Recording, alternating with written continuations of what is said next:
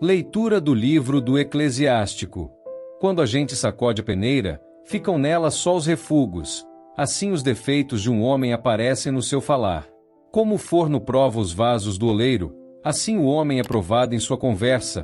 O fruto revela como foi cultivada a árvore. Assim, a palavra mostra o coração do homem. Não elogies a ninguém, antes de ouvi-lo falar, pois é no falar que o homem se revela. Palavra do Senhor. Graças a Deus.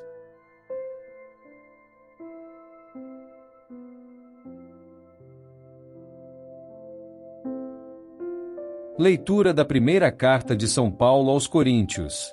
Irmãos, quando este ser corruptível estiver vestido de incorruptibilidade e este ser mortal estiver vestido de imortalidade, então estará cumprida a palavra da Escritura: a morte foi tragada pela vitória. Ó morte, onde está a tua vitória? Onde está o teu aguilhão? O aguilhão da morte é o pecado, e a força do pecado é a lei. Graças sejam dadas a Deus que nos dá a vitória pelo Senhor nosso, Jesus Cristo.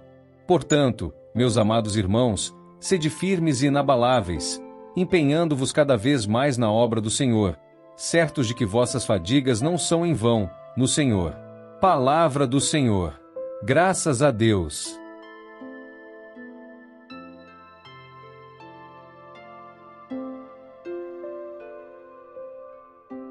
Proclamação do Evangelho de Jesus Cristo segundo São Lucas.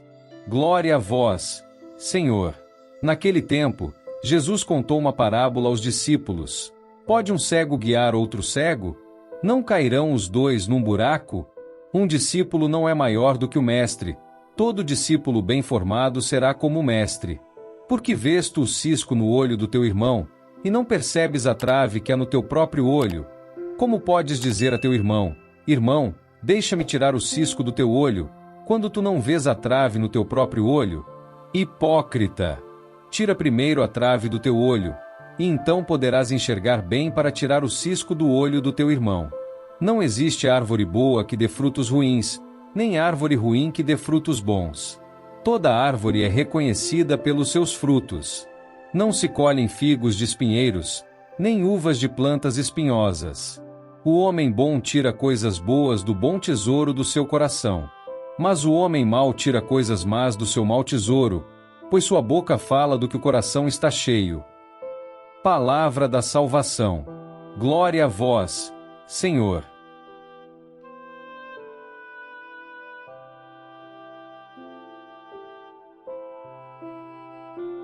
Queridos irmãos e irmãs em Cristo, há uma antiga história sobre um monge que viajava pelo deserto quando encontrou uma pedra preciosa no caminho.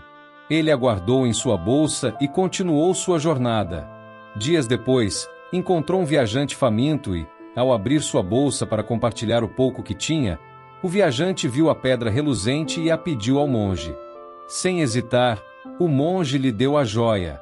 O viajante partiu exultante com sua nova riqueza, mas dias depois retornou, procurando o monge. Quando o encontrou, devolveu a pedra e disse: Agora quero algo muito mais valioso. Quero aquilo dentro de você que o permitiu me dar esta pedra sem hesitação. Esta história nos convida a refletir sobre o que verdadeiramente habita em nosso interior, o que constitui o caráter que se revela em nossas palavras e ações. E é exatamente sobre isso que nossas leituras de hoje nos falam. Na primeira leitura, o livro do Eclesiástico nos apresenta uma imagem poderosa. Quando a peneira é agitada, ficam os resíduos. Assim os defeitos de um homem aparecem no seu falar. Que metáfora extraordinária! Imaginem uma peneira sendo sacudida. O que resta são os resíduos, aquilo que não consegue passar pelos furos. De maneira semelhante, quando somos sacudidos pelas circunstâncias da vida, pelo estresse, pela pressão, pelo conflito, o que permanece? O que revelamos quando somos testados? O autor sagrado continua com outra analogia igualmente poderosa. O forno prova os vasos do oleiro, e a prova do homem está na sua conversação. Na antiguidade, o oleiro colocava seus vasos no forno para fortalecê-los. O calor intenso revelava qualquer falha na estrutura do vaso. Se houvesse alguma bolha de ar oculta ou uma mistura inadequada da argila, o forno exporia impiedosamente, muitas vezes fazendo o vaso quebrar.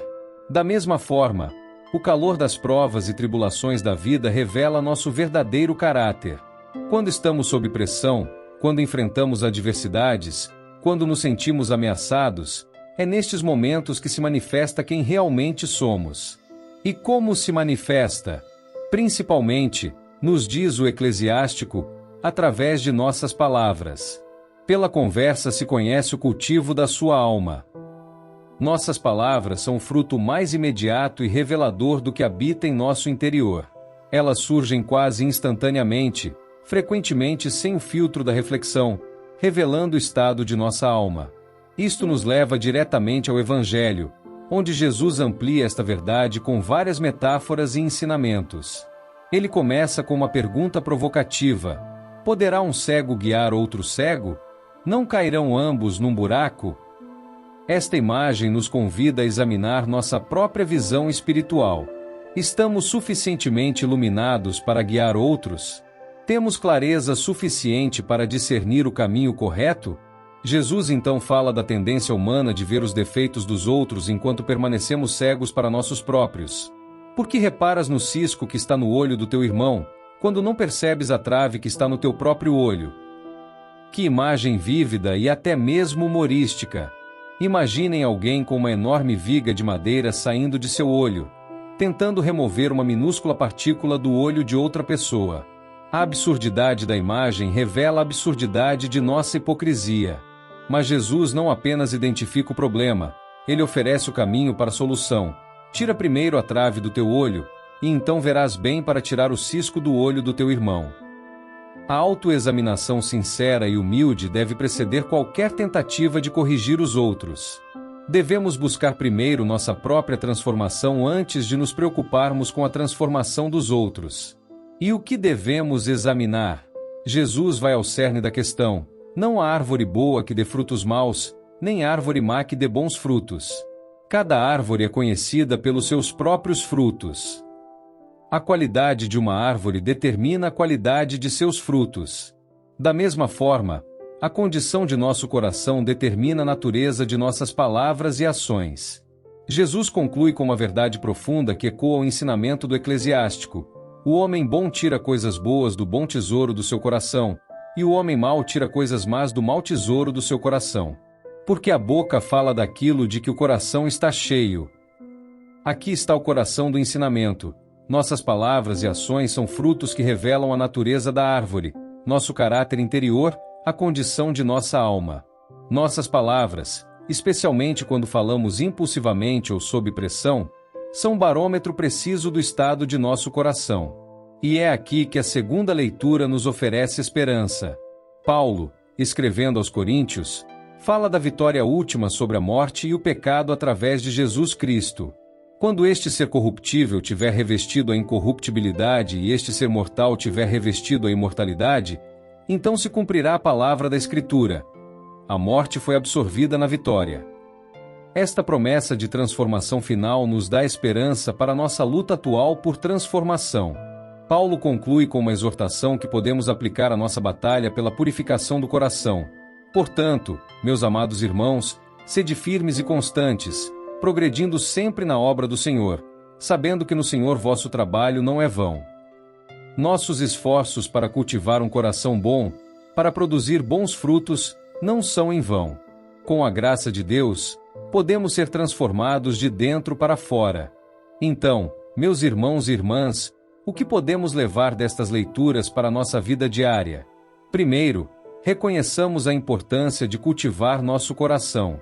Assim como um jardineiro dedica atenção constante a seu jardim, regando, adubando, removendo ervas daninhas, devemos cuidar diligentemente de nossa vida interior. Isto envolve oração regular, meditação na palavra de Deus, autoexame honesto e abertura à ação do Espírito Santo.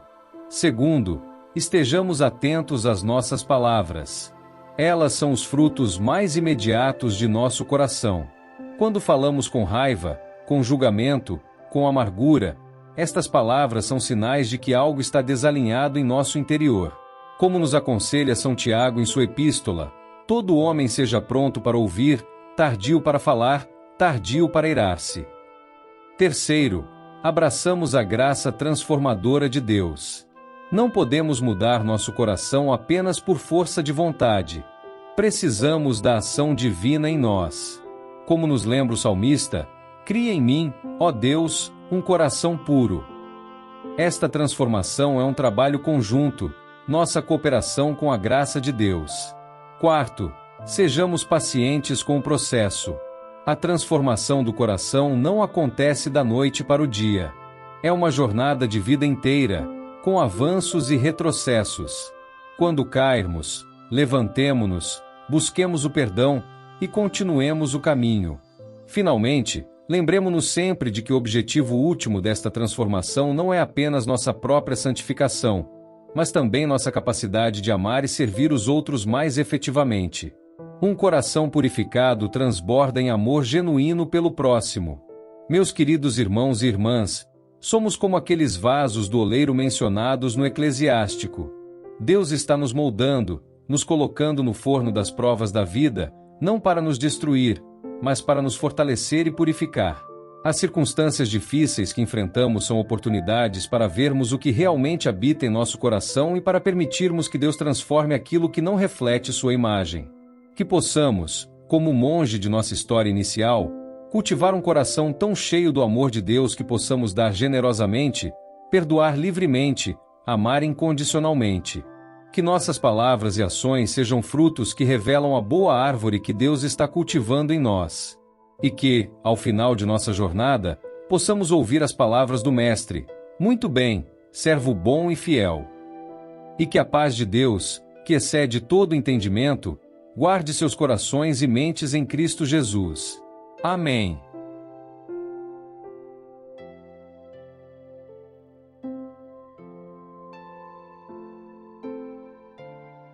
São Miguel Arcanjo, defendei-nos no combate.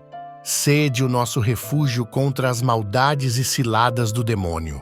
Ordene-lhe Deus, instantemente o pedimos, e vós, príncipe da milícia celeste, pela virtude divina, precipitai no inferno a Satanás e aos outros espíritos malignos que andam pelo mundo para perder as almas. Amém.